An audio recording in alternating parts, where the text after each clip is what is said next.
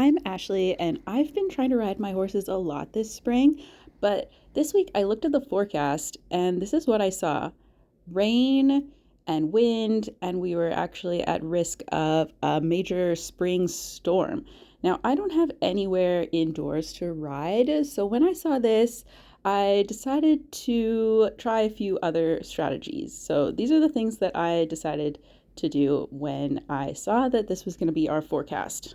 Now, the first thing you want to do is have a mini freak out because this is going to wreck your whole schedule, and you've been working with the horses and trying to build their fitness, and then this is what we see.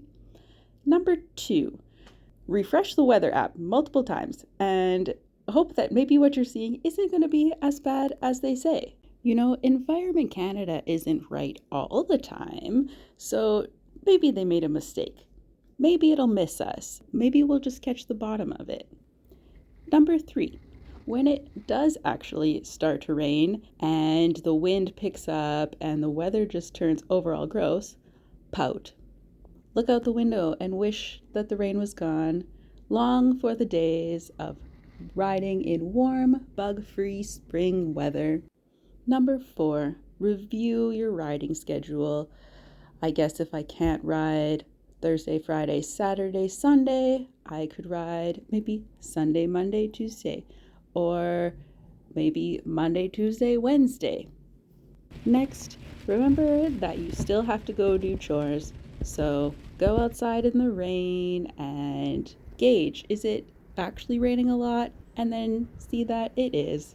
There are some people who say just go riding in the rain, and that would be fine, except that I don't like getting my tack wet if I don't have to. And here where I live, it only rains once in a while. It's not every day. So I think it's usually okay to not go riding in the rain, and I'm not going to lose that much progress, even though in the moment it feels like it.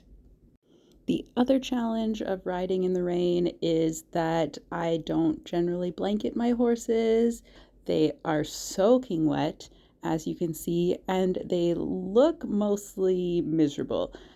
They have a good amount of hay out. They could be eating if they wanted to, but they are choosing to stand over here by the shelter. And actually, they were napping when I went out to them. So I think they know where the food is. They could go there, and they do in worse weather than this. They're just choosing to stand over here for a variety of reasons. As you're lamenting your life and your life choices to have animals and keep them outside, and although you have a barn, you don't have an indoor riding arena, remember that this is just how it is, and I'm not made of sugar, and there's still things that can be done both outdoors and indoors. So we just have to make the best of it and know that this isn't going to last forever. In case you thought you were off the hook, remember that this is actually a good chance to get a bunch of the to-do list items done that you don't normally have time to do when you're riding so many horses.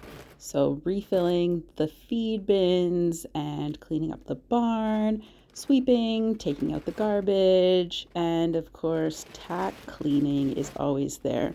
There's always things to do when you have your own place, and even if you're boarding somewhere, believe me, they will have their own long list of things that can be done. Also, I think this is a good chance to set myself up for success. If I fill up the feed bins this day, then the next nice day I can go and the feed will be filled, and I won't have to do it that day. There's my tack cabinet, all fairly well organized. I do need to do some good cleaning, but at least it's organized and fairly neat and tidy.